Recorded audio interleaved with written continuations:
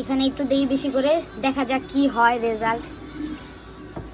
আচ্ছা মজার জিনিস দেখাই, এই যে হ্যাঁ একটা আসছে, একটা তাও অনেক জোরে টানার পর।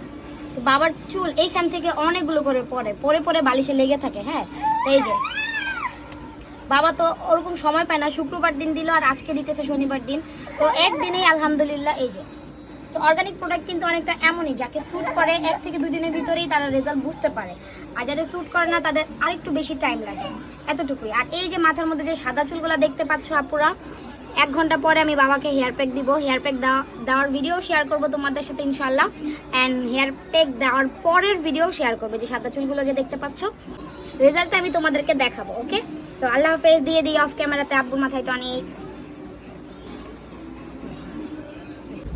এই যে পুরো চুলে টনিক দেওয়া শেষ, এখন বাবাকে একেবারে সাধু একটা বাচ্চা লাগতেছে, খুশি লাগতেছে, খুশি খুশি হয়েছে।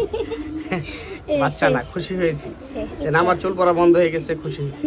আবার দিতেছে, আরো বেশি বেশি বন্ধ হবে। বাবা অনেক খুশি, কিন্তু বাবা রাত্রেবেলা এসে বলে আমার মাথায় দিয়ে দিবি না, ওই রাত্রে দেই না, ঠান্ডা লেগে যেতে পারে, এই জন্য রাত্রে টনিকটা দেওয়া হয় না বাবাকে। আমিও তো সময় পাই না, সবসময় যাই শুধুমাত্র দেখা যায় শুক্রবার বা শনিবার মাঝে মাঝে থাকা হয়।